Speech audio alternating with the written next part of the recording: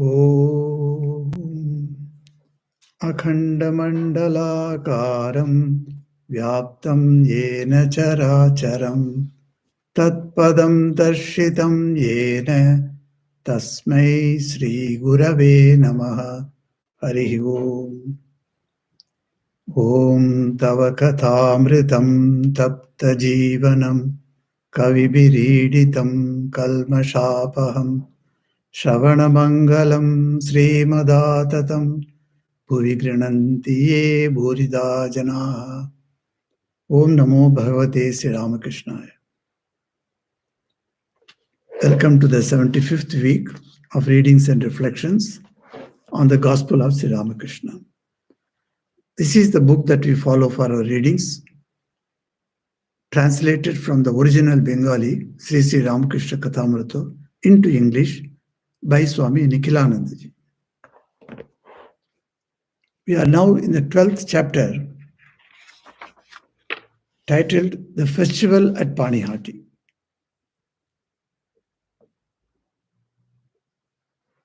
Page 270.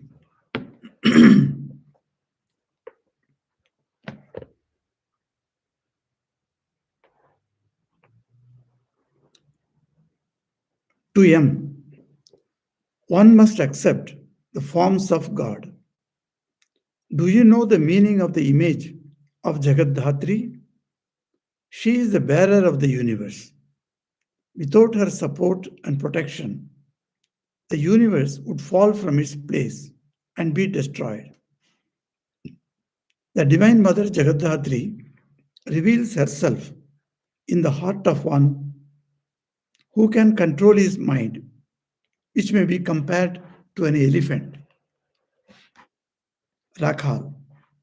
The mind is a mad elephant, Master. Therefore, the lion, the carrier of the Divine Mother, keeps it under control. There is a note here. In the image of Jagadhatri, the lion, her carrier, is seen keeping an elephant under control. It was dusk. The evening service began in the temples. Sri Ramakrishna was chanting the names of the gods and goddesses. He was seated on the small couch with folded hands and became absorbed in contemplation of the Divine Mother. The world outside was flooded with moonlight, and the devotees inside the Master's room sat in silence and looked at his serene face. In the meantime, Govinda of Belgoria and some of his friends had entered the room. Sri Ramakrishna was still in a semi-conscious state. After a few minutes, he said to the devotees, "Tell me your doubts, I shall explain everything." Govinda and other devotees looked thoughtful. Govinda: Revered Sir, why does the Divine Mother have a black complexion? Master: This is a reference to the image of Kali, that is the note says. Master: You see her as black because you are far away from her. Go near and you will find her devoid of all color. The water of a lake appears black from a distance. Go near and take the water in your hand, and you will see that it has no color at all. Similarly, the sky looks blue from a distance, but look at the atmosphere near you. It has no color. The nearer you come to God, the more you will realize that He has neither name nor form. If you move away from the Divine Mother, you will find her blue like the grass flower. Is Shyama male or female? A man once saw the image of the Divine Mother wearing a sacred thread. There is a note here. The images of male deities only are invested with the sacred thread. He said to the worshipper, "What? You have put the sacred thread on the mother's neck?" The worshipper said, "Brother, I see that you have truly known the mother, but I have not yet been able to find out whether she is male or female. That is why I have put the sacred thread on her image. That which is Shyama is also Brahman.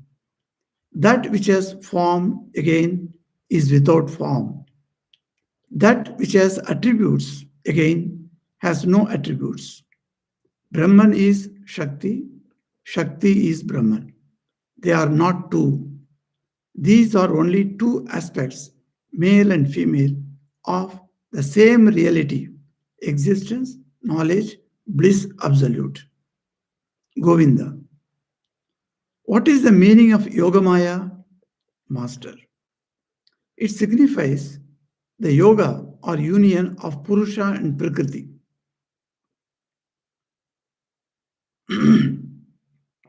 Whatever you perceive in the universe is the outcome of this union. Take the image of Shiva and Kali. Kali stands on the bosom of Shiva. Shiva lies under her feet like a corpse. Kali looks at Shiva. All this denotes the union of Purusha and Prakriti. Purusha is inactive. Therefore, Shiva lies on the ground like a corpse. Prakriti performs all her activities in conjunction with Purusha. Thus, she creates, preserves, and destroys.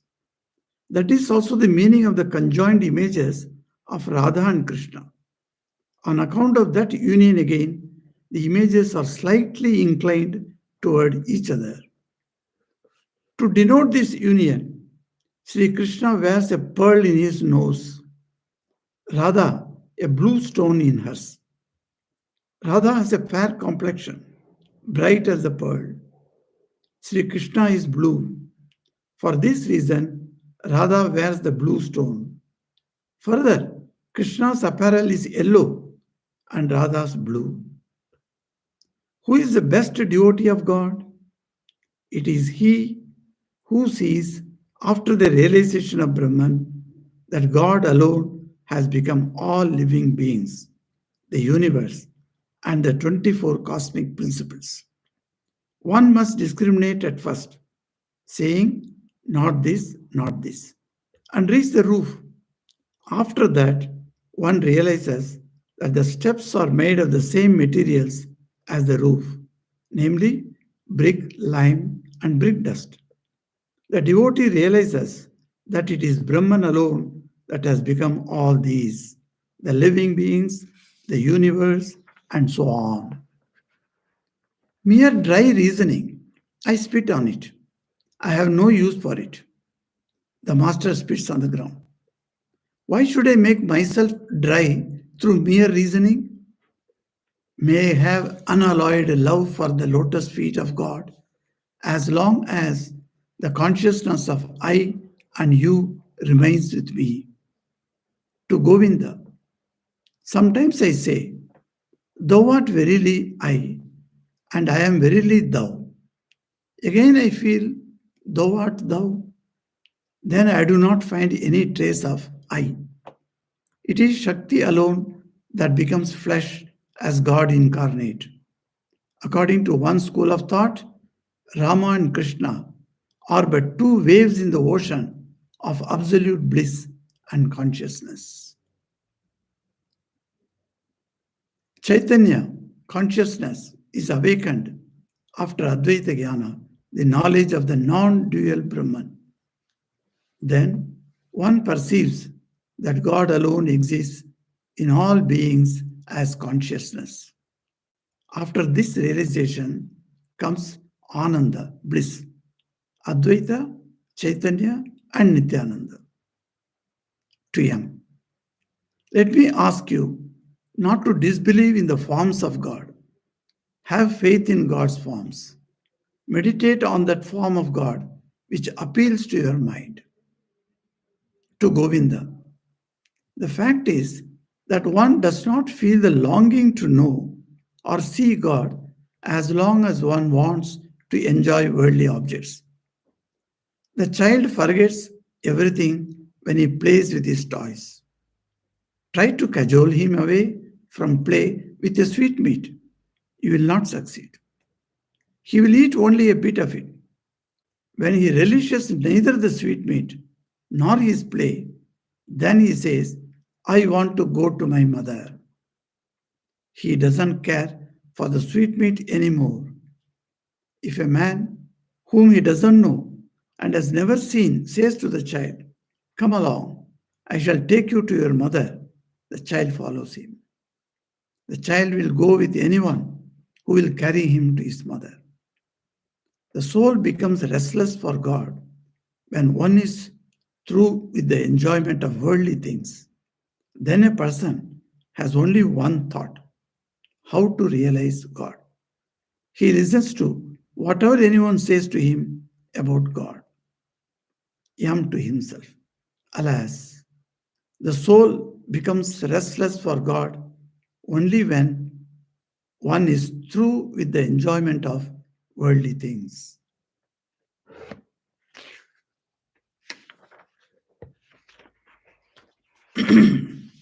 So, dear devotees and friends, welcome to the 75th week of the readings and reflections from the book, The Gospel of Sri Ramakrishna.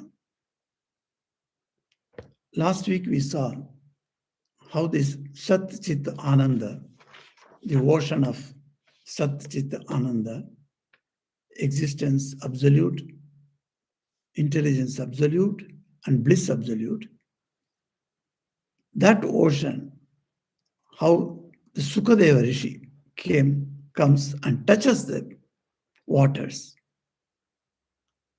And then we talked about the life of Sukadeva also.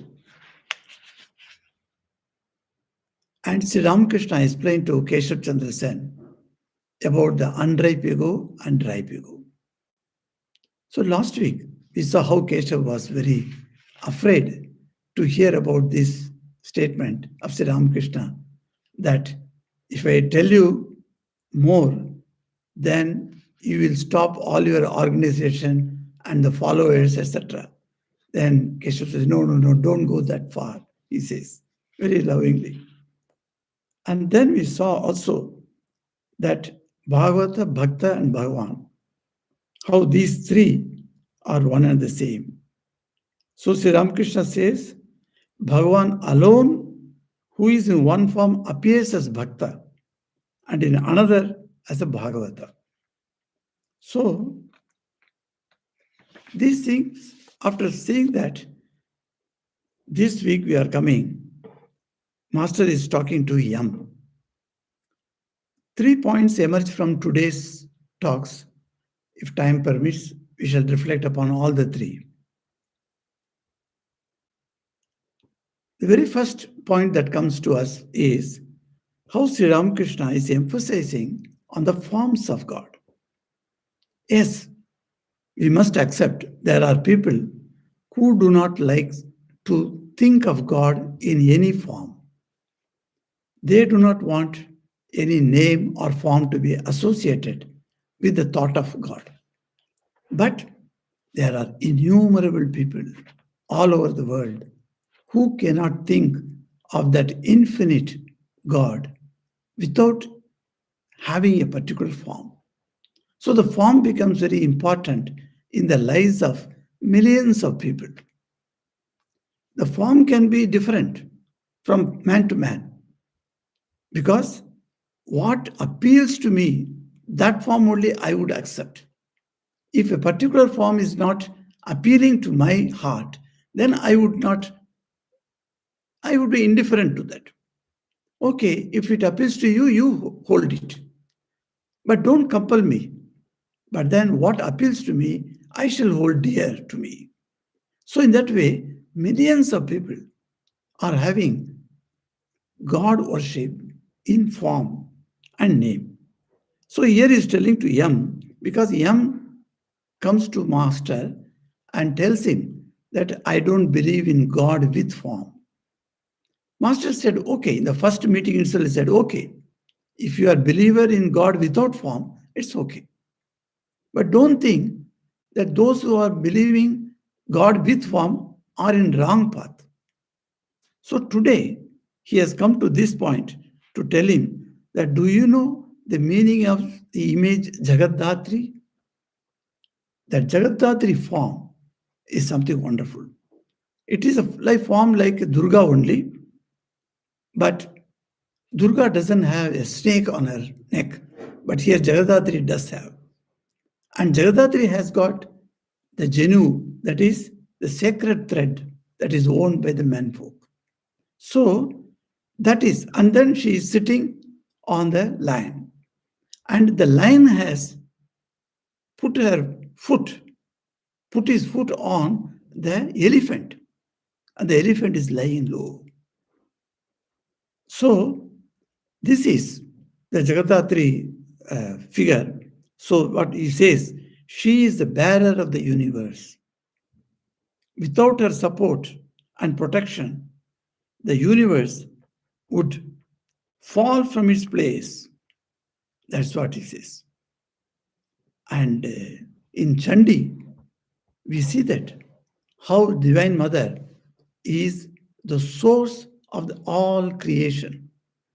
The entire Vishwam, that is the universe, has come out of her, and she is protecting it. And finally, she would withdraw the universe within herself. So Chandi says, Tvayaiva dharyate sarvam, tvayaitat srijyate jagat. See, Tvayaiva dharyate sarvam. Everything you are holding, that is called Jagat Dhatri. Jagat means universe. Dhatri means one who holds it. Somebody is holding the Jagat. Just imagine the Jagat as a global, a ball like. And if somebody holds it so that it doesn't fall and go to pieces. So somebody is holding it. That supreme power which is holding is called Jagat Dhatri. One who hold or a holder of Jagat. Now that Chandi says, Tvayaiva dharyate sarvam, tvayaita srijyate jagat. You are the creator of the universe. Srijyate. You are the producer or the projector of the universe. As I told you earlier in one of my talks, that Srij means to Srishti. The Srishti word comes from the root Sanskrit word Srij. So Srij means it is not creation, as we wrongly translate in English. It is projection. There is a torchlight. You press the switch, the light is projected. Where was the light before you press the switch? It was within the torchlight. And then when you press the switch, it projects.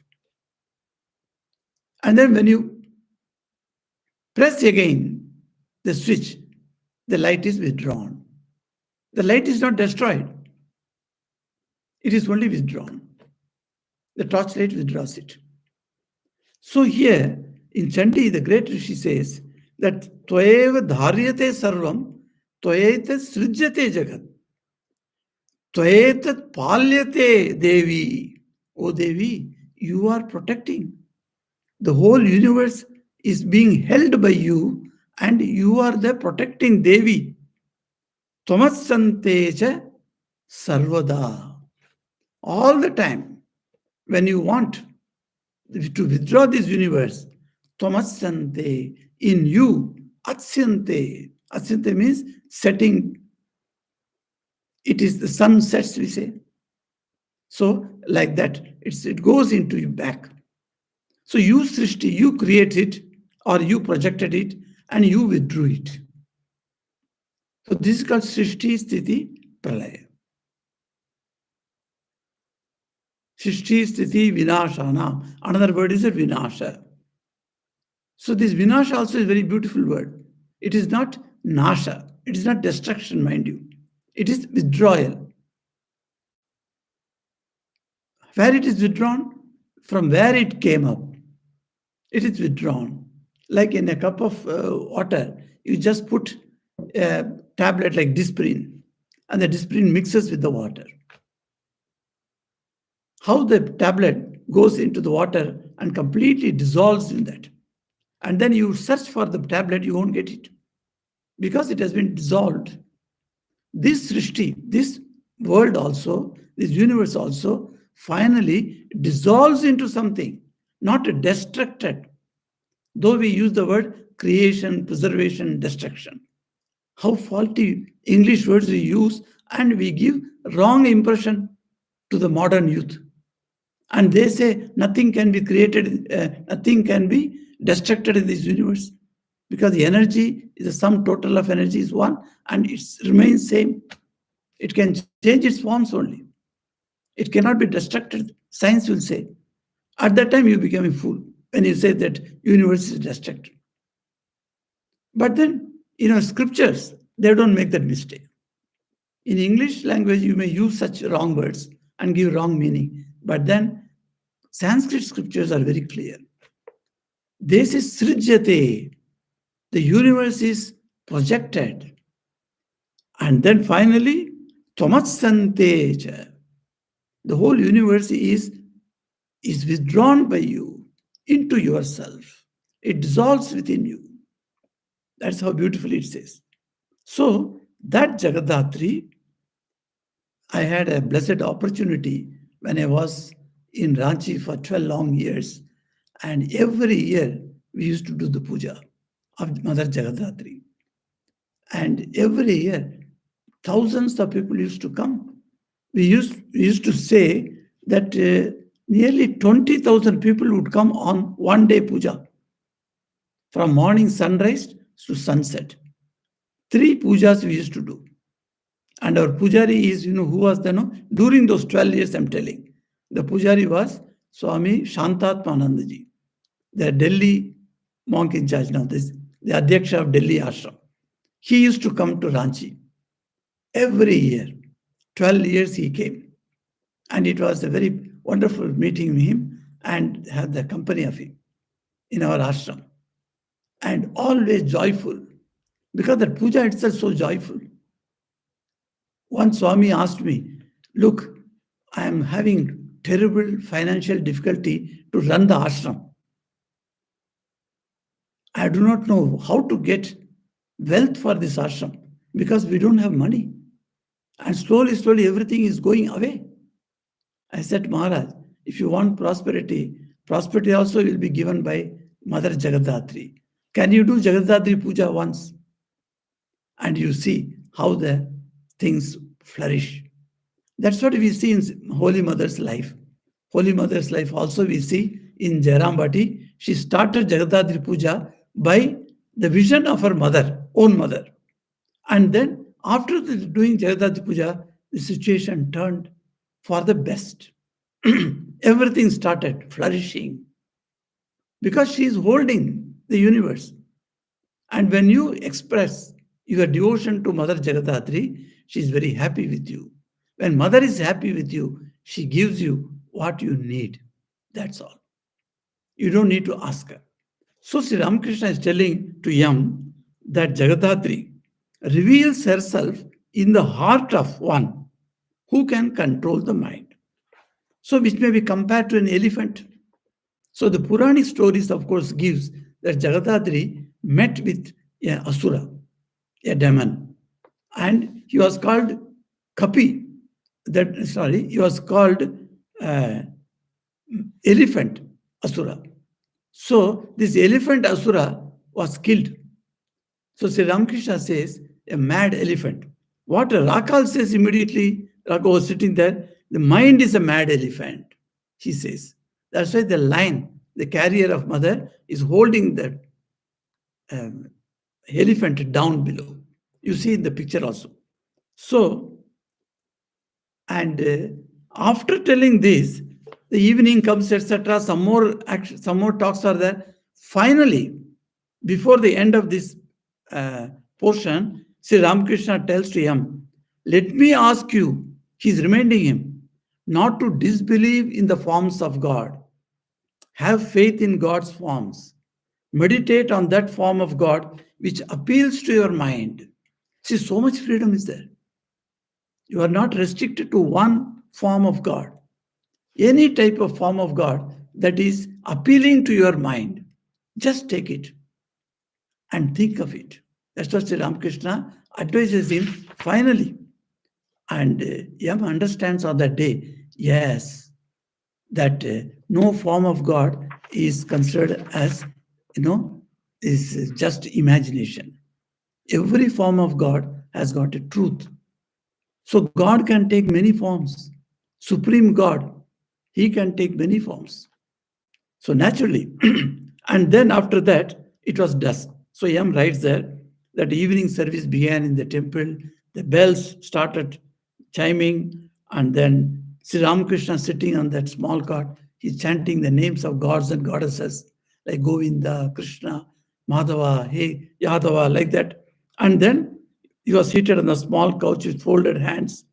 At that time, from Belgoria, a small, another locality in Calcutta, from there, Govinda has come.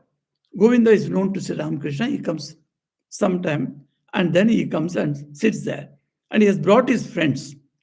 And Sri Ramakrishna, in a semi conscious state, opens his eyes and looks at who has come. So he saw Govinda is pleased. He says, okay, ask if you have any questions. He knows Govinda whenever comes, he puts questions. On this day also, Govinda put one question. The first question he asked that why Divine Mother is depicted black. Second question he asked, what is the meaning of Yogamaya? And then he two questions, yes, two questions he put it on that day. So Sri Ramakrishna explained, what is the reason that the Divine Mother, Kali, is depicted as black?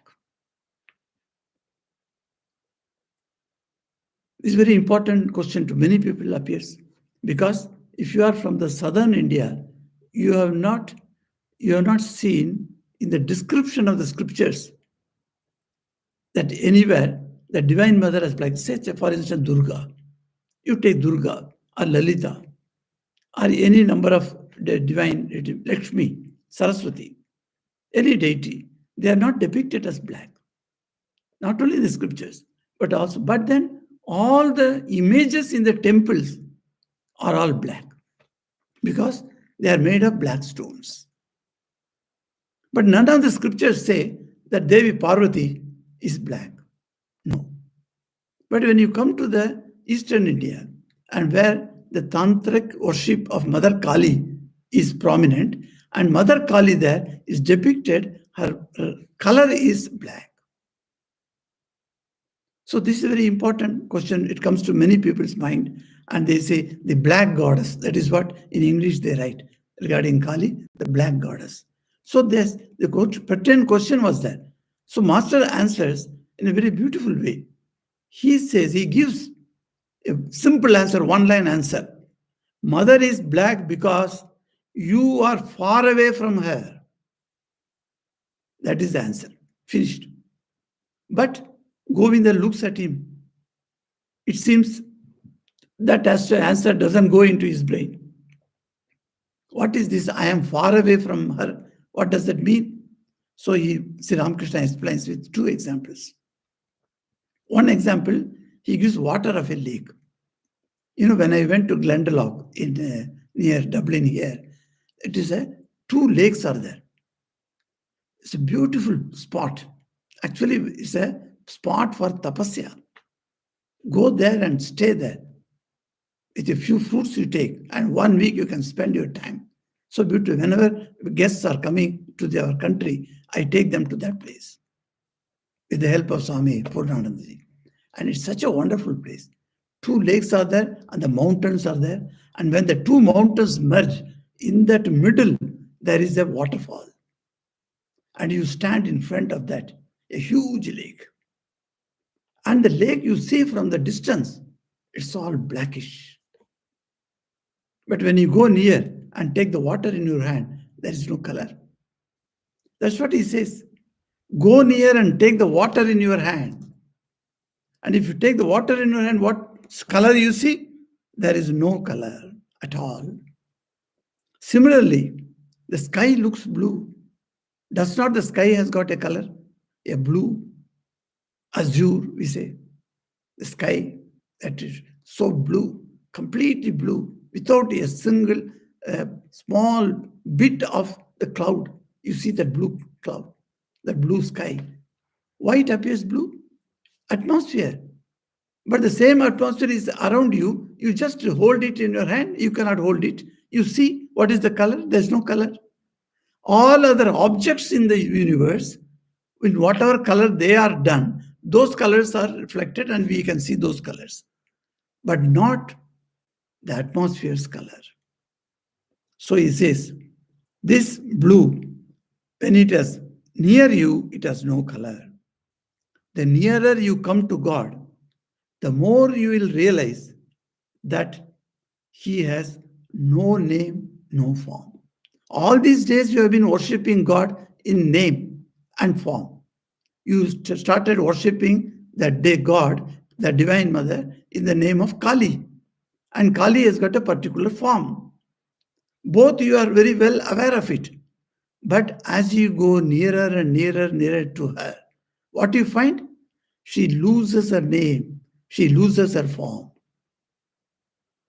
Then very important point he says that is Shyama male or female? Is Kali male or female? That also a question comes. Sri Ramakrishna himself raises this. Because name and form itself disappearing when you go nearer to her, how can you say that she is, or the power that she is male or female? And he says, so he gives a beautiful incident. One fellow went and saw mother worship being done. He saw mother is having a genu, that is sacred thread. Generally, sacred thread is given to the Brahmin boys. So the male deities are all given. All the male deities, they also have the sacred thread. So this man said, hey, you are worshipping a female deity and you are putting on a sacred thread as is done for a male deity. Why it is so? So the pujari, the very wise man, smilingly he answers, brother, I see you have known the mother Kali. Well, I have not known. I am yet to know whether my mother Kali is a male or female. See how you will know unless you are informed by her. What is she? What is God is not known by the devotee himself. He reveals what is He. Then only I come to know. As a devotee, I have got no power to know Him. I only pray to Him. I only take His name. I only do my sadhana. And then God, at His will, at His convenient time, He comes before me and makes me realize who He is. So there is a beautiful Bengali bhajan, that says, Ek bar virajoguma, Hridi Kamalasane, in my heart, O mother, come and stay. It's a beautiful song, bhajan. In the Ramakrishna order, we all sing that. And in that, one stanza comes, Tumi purush ki nari, bujite na pari. Are you a man? Are you a woman? I cannot understand. Bujite na pari. I cannot understand. Swayam na bujale, taki bujite pari. He's telling, mother, oh mother, unless you tell me, you reveal to me who you are, will I be able to understand who you are? No. To me, Ada Radha, Ada Krishna, Shajile Brindavane. In Brindavan, how did you have your Leela, your play? You yourself became half Radha and half Krishna. That one entity, the one supreme power, becomes Radha and becomes Krishna. Adha Radha, Adha Krishna. And you played there in Vrindavan. And then, oh mother, at least once, ek bar. He's just pleading with the mother. I don't want you to be all the time in my heart because I know I don't deserve to have you all the time. Okay, even if you don't have all the time, so my request is at least once, one time, Akbar, At least one time you come and stay in my heart. It's a beautiful song, when you hear the song singing, sung by some of the monks, really takes your mind to another level. And in Ranchi, after the Jagadadri Visarjan, when she's taken into the waters, and then we all come together and sit, and Swami Tapananandji Maharaj was there. He used to sing this song. And actually, people would shed tears at the end of this song. Such a beautiful song it is. If you see the meaning and the way it is sung, it's such a beautiful song. So, Sri Ramakrishna is telling, unless she reveals herself, how we will know? Because God cannot be understood by mind. Yato vacho nivartante taddama paramam mama. Sri Krishna says in Bhagavad Gita, my abode is that. He is telling to Arjuna. What is his abode? Yato vacho nivartante. From which the words come back. Words cannot reach. If words cannot reach, your mind, thoughts cannot reach. Thoughts cannot reach, mind cannot reach. It is beyond mind, beyond the thinking capacity. And that is God. So that God cannot be understood by human mind. Then he says, that which is Shama is also Brahman. That has form, that is without form. It has attributes, qualities, guna, and it has no attributed, nirguna. Only saguna and another is nirguna. Both are same, mind you, of the same principle. The same God comes with guna and manifests his gunas at one stage. Sometimes he remains completely nirguna, no guna at all, no attributes. Brahman is Shakti, Shakti is Brahman. They are not two. Again and again, Sri Ramakrishna tells us that don't differentiate between Brahman and Shakti. They are not two. They are only two aspects of male and female. Because these two principles we see in this universe, so that he says that the two aspects only of the same reality. What is the reality? He gives the name Satchidananda, Sat Chit Ananda. Existence absolute, intelligence, knowledge absolute, bliss absolute. So Sat Chit Ananda. This is what he says. And then another question comes. Govinda says now. So what is the meaning of Yoga Maya? So you hear the Yoga Maya word, that Yoga Maya came in Krishna's life. You see how Yoga Maya, before Krishna's birth, Yoga Maya comes. And she is that girl that was born to Yashoda. And that is the girl who was brought to the prison. And when Kansa goes to kill that baby girl, she goes up on the sky. She is Yoga Maya. And she says to Kans, oh Kans, what a fool you are. The person who is going to take your life is growing up in some other place. And she disappears. That is Durga. So Yoga Maya. What is Yoga Maya? He says. Sri Ramakrishna, without going into that Puranic aspect, he gives the Puranic aspect as an example. But he gives a philosophy there. What is the philosophy he explains? It signifies the yoga. See, there are two words are there in Yoga Maya. Yoga and Maya. So he says, what is yoga? Yoga is union of Purusha and Prakriti. Whatever you perceive in this universe is the outcome of this union. Now this he explains what is Yoga Maya.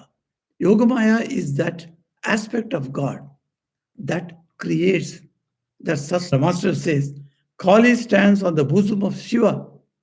Shiva lies under her feet like a corpse, as if he's dead, is lying there. And over that, Kali is standing with her one foot on him.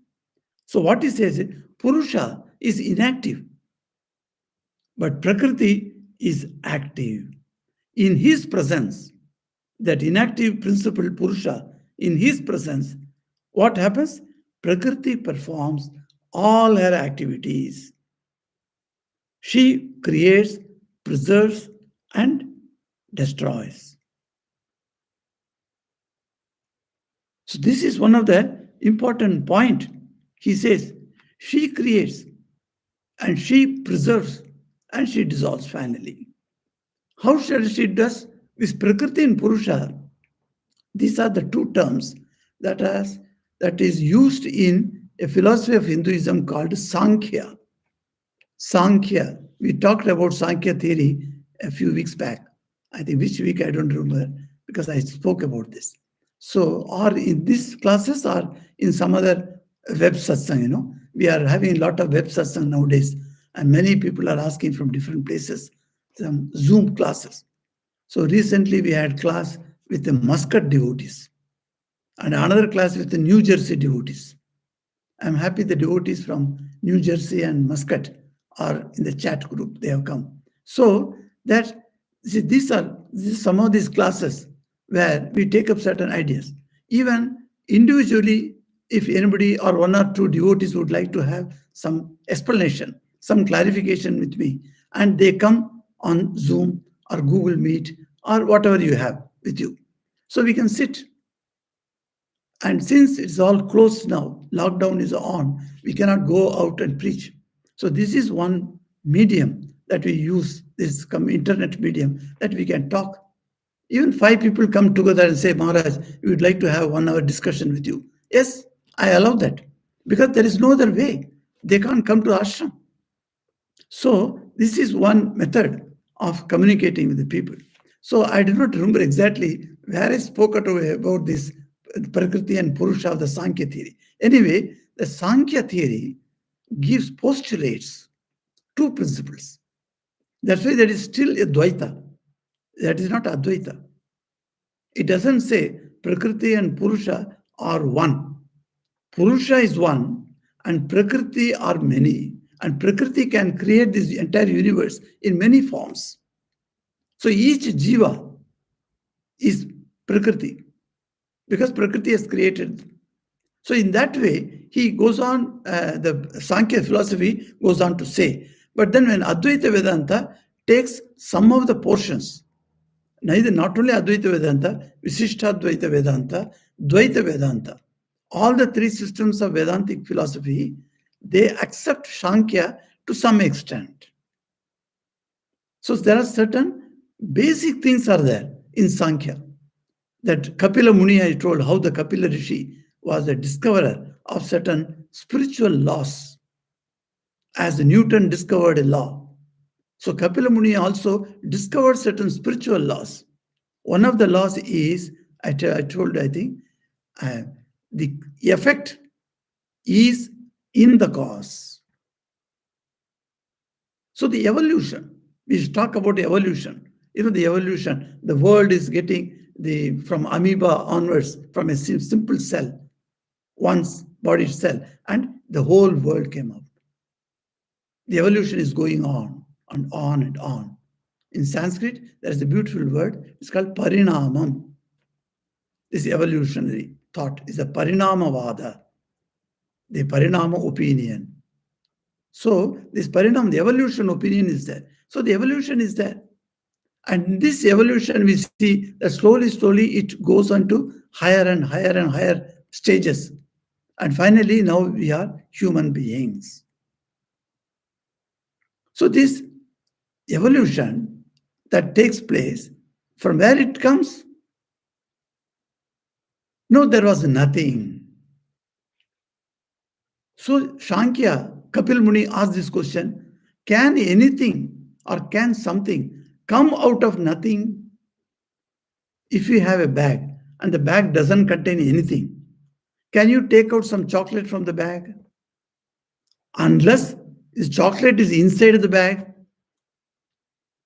So when you say the universe has come out on a Big Bang theory, as they call it, from a point, so in that point, was the universe, the cause of the universe already there? Since science has not yet come to that stage of finding out, but The Sankhya Rishi, he says, I cannot believe something can come out of nothing. So Kapil Muni says, so Vedanta accepts this theory. So this entire universe that you see outside, huge universe, infinite universe, cannot just come out of nothing. So when you talk of evolution, you must talk of involution. That is the word Swami Vivekananda used in those days. How many years back you see? A scientific word he has used, involution. So the whole universe that has come out of this, for instance, you take a huge banyan tree. You see a banyan tree and such a huge, that banyan tree was once in the seed. Seed is only the small. It's a very small particle. Within the seed, the potentiality to grow into a banyan tree was there. That is called involution. The potentiality of growing into big was involuted in the seed. So the seed contained the involuted potential. So when you say the universe has come out, first time the universe has come out, like that if you speak, it is all foolishness. Why? The foolishness is because you think the full universe has come out first time. No, the universe has come out like this has come many more times. Many more times pralayas have happened. Many more times the universe has gone back to its source, into the seed, and the seed has again sprouted out the universe. So again and again, this creation, sustenance, preservation, and dissolution is happening in a cyclic way, and it goes on and on. It has got no end, and it has got no beginning also. If there is no end, where you will begin? A circle you draw, and the circle while drawing, you can start with one point and then go around and then connect to that. Once it is connected, you do not know where it is started, which is the starting point, which is the ending point. There is nothing in the circle. So this universe also is cyclic way the Srishti, Sthiti, Vinasha is going on. That's why in Chandi it says, Srishti, Sthiti, Vinashanam, Shakti Bhute Sanatani. That's a beautiful word. What is the meaning of Sanatani? Oh mother, you are forever. Sanatani, forever. So this religion, that the Vedic religion that we speak of, these wonderful ideas are there in the Vedic religion. The Vedic religion itself has got no particular name. It is described as Sanatana Dharma. It is a dharma, a righteous path, but Sanatana. Sanatana means eternal. So in Devi Mahatmyam, so the Devatas say, Srishti Sthiti Vinashanam Shakti Bhute Sanatani. So you are the energy condensed, Shakti Bhute. That energy, condensed energy, is creating, is sustaining, and is dissolving. Is it for one time? Or is it for 10 times only? No. It is forever. Eternally, this cycle is going on. That's why Sanatani, the word comes. Thus, we must attach it to these three functions. So Sri Ramakrishna says, in reality, these things goes on and on and on. Think of the Taittiriya Upanishads. In Upanishads time, how the rishis were teaching their children, that is their disciples. And it says, Taittiriya Upanishad says, Yatova imani bhutani jayante. Imani bhutani. The Guru is showing to his disciple, you see, imani bhutani, all this universe, all this whatever bhutas. Bhuta means that which is projected, that which is made up. Made up is the literal meaning of bhuta. That means bhu means coming up, making up. So that is made up. When it is made up, it is past. It's called bhutakal, we say.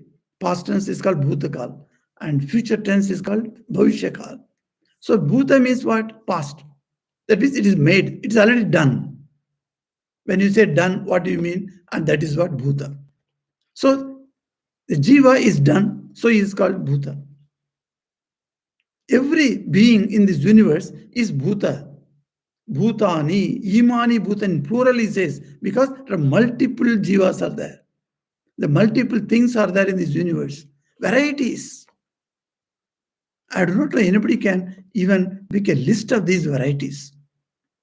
Such huge varieties in this universe. Even if you categorize as humans, within humans, how many varieties are there? Racial varieties, caste varieties, creed varieties. And each man and woman, though maybe looking similar to their parents, but definitely different. So you can see the differences.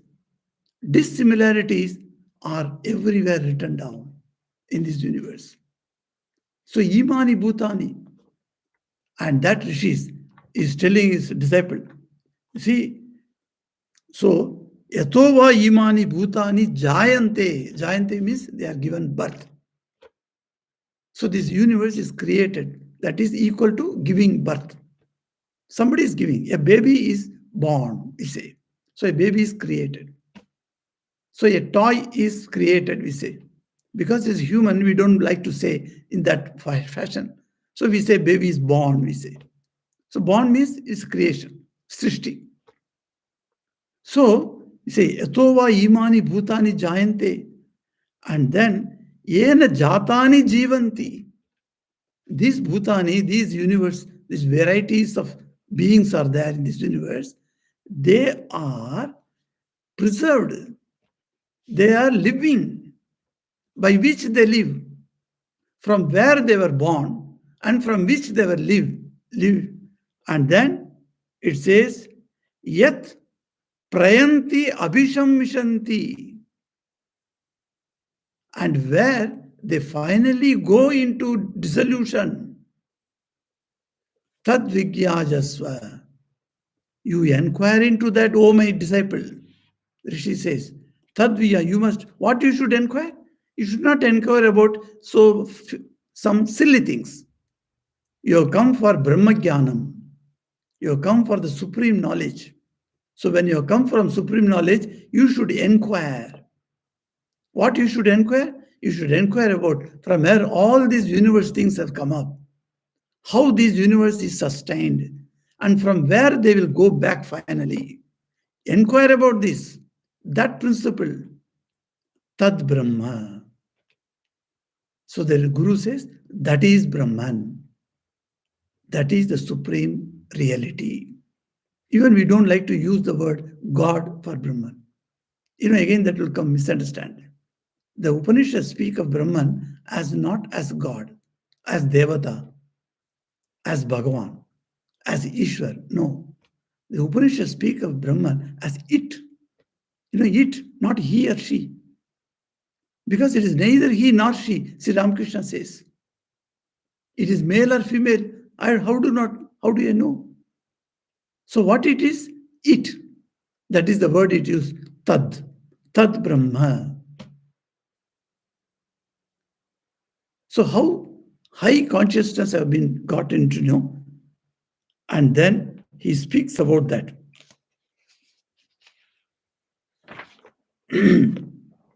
But then, whatever reasoning you do, this evolution theory, this parinama, as I said, and also there is another Vivartavada is there. Parinamavada, Vivartavada. Of course, today I don't have time to go into that concept of this Parinama and Vivarta. They're beautiful concepts in philosophy. If you are interested in philosophy, you must Google it and find out and read it. And just try to understand what is Parinama, what is this evolution, what is Vivarta. These are all very important questions. I do not know, next week, if you have time, I can go into it. But then, these are the important points, that come up. But then, these are all at the level of discussions. So, Sri Ramakrishna immediately alerts us. What is the alert he gives us? Mere dry reasoning. I spit on it. I have no use for it. Why should I make myself dry through mere reasoning? Then he says, may have unalloyed love for the holy feet of God, for the supreme consciousness, the Chaitanya, that wonderful Chaitanya is called, Chit. Sat, Chit, Anandam, the Chit portion. O Chit portion, O Chaitanya, may have that great devotion at your lotus feet. That is important. In that, you get joy. Your emotion is triggered and you get joy in that. But dry reasoning, from where, how much it will go, it will take you to a particular level. That's all. But then, if you sustain in that, if you remain in that level, what is the use? You are not progressing at all. So, why not you turn to bhakti? Bring the devotional aspect to the Lord, and then you find the joy will come. So wonderful, wonderful joy will come. We shall proceed next week. Om Niranjanam Nityam Anantarupam Bhaktanukampa Vigraham Vai Ishavataram Parameshamidhyam Tam Ramakrishnam Shirasa Namama. Om Shanti Shanti Shanti Hari Om Tat Sat. Sri Ramakrishna Arpanamastu.